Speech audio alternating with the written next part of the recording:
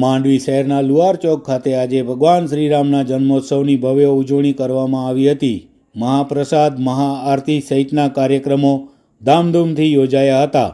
ધારાસભ્ય અનિરુદ્ધભાઈ દવે, હિન્દુ યુવા સંગઠન ભારતના અધ્યક્ષ રઘુવીરસિંહ જાડેજા, મામલતદાર વી.કે. ગોકલાણી સહિતના અગ્રણીઓએ આજે લુહાર ચોક ખાતે ભગવાન શ્રીરામના દર્શન કર્યા હતા. માંડવી લુહાર ચોક ખાતે વાર તહેવારો ધામધૂમથી યોજાતા હોય છે. વિશ્વ હિન્દુ પરિષદ માંડવીના પ્રમુખ અજયભાઈ આસોડિયાએ વિગતો આપતા જણાવ્યું હતું કે અમારી યુવા ટીમ, અમારી બહેનોની ટીમ સૌ સાથે મળીને અમે વર્ષ દરમિયાન આવતા તહેવારો ધામધૂમથી ઉજવતા હોઈએ છીએ.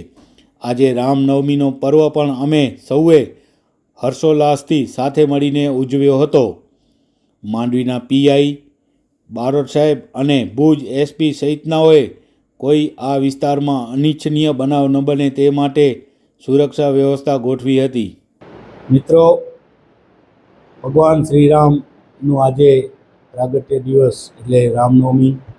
આજનો આ પર્વ દેશમાં તો ઉજવાઈ રહ્યું છે, પરંતુ આ પર્વ વિદેશમાં પણ એનો આ પર્વનો અનેરો મહિમા રહેલો છે.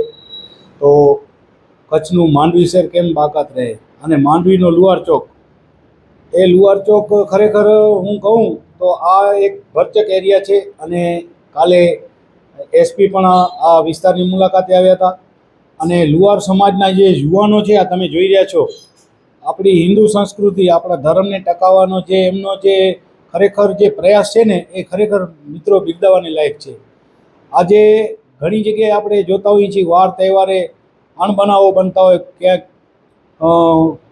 ધાર્મિક તહેવારોમાં કાકરીચારો થતો હોય, પરંતુ આ વિસ્તારમાં ક્યારેય એવું બન્યું નથી અને બધા અહીંયા હળીમળીને રહેતા હોય છે.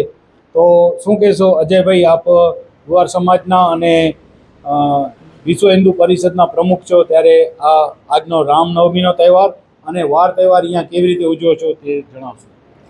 આજે રામનવમી નિમિત્તે અહીંયા સવારે 11 વાગ્યાથી રામધૂન અને ત્યારબાદ 12 વાગે ભવ્ય રામ જન્મોત્સવ થયા પછી મહાપ્રસાદનું આયોજન હતું, જેમાં સર્વે ભાવિકોએ મહાપ્રસાદ ગ્રહણ કરી અને ધન્યતા અનુભવી.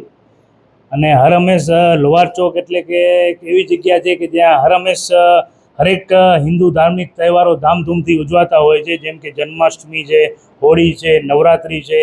અને એમાં સૌ સમરસતાનો સાથ સહકાર બધાનો મળી રહે એ રીતે બધે કાર્યક્રમો સાથે મળીને એકજૂટ થઈને હિન્દુ સંગઠન મજબૂત થાય એ હેતુથી ઉજવાતા રહ્યા છે.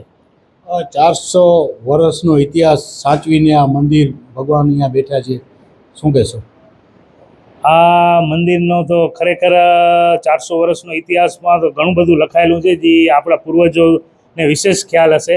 પણ અમે જ્યારથી સમજી લો કે 20-25 વર્ષથી સંભાળીએ છીએ, ત્યારથી જોઈએ છીએ કે આ મંદિરની જે પવિત્રતા છે એ ટકાવી રાખવા માટે જે હિન્દુ ભાઈઓ સંગઠનો જે મહેનત કરે છે અને આ મંદિરને જે રીતે જાગૃત રાખે છે, તે રીતે ખરેખર બધે હિન્દુ સંગઠનો અને ભાઈઓ જે અહીંયાના છે, લુહાર ચોકના, લુહાર સમાજના, એ ધન્યતાને પાત્ર છે. અને સાથે હવે વિશ્વ હિન્દુ પરિષદ પણ જોડાયેલો છે આ વિસ્તારથી.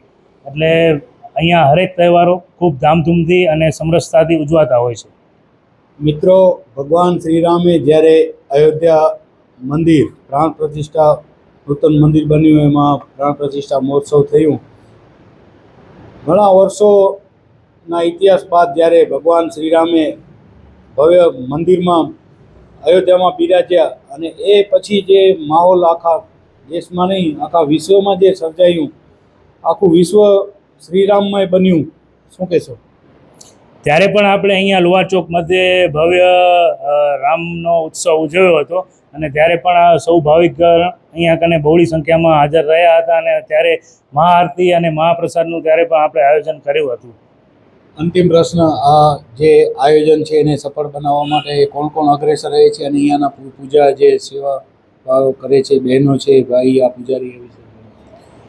બસ અહીંયાના તો સર્વે હિન્દુ ભાઈઓ સંગઠનો અહીંયાના સાથ સહકાર તો રહે જ છે. વિશેષમાં લુહાર ચોક યુવક મંડળ તેમજ લુહાર સમાજ, વિશ્વકર્મા લુહાર યુવક મંડળ, ભવાની મહિલા મંડળ તેમજ વિશ્વ હિન્દુ પરિષદ ખાસ સહયોગી આ કાર્યક્રમને સફળ બનાવવા હર હંમેશ રહે છે અને પૂજા આપણા પરેશભાઈજી છે અહીંયાની પૂજા સંભાળે છે.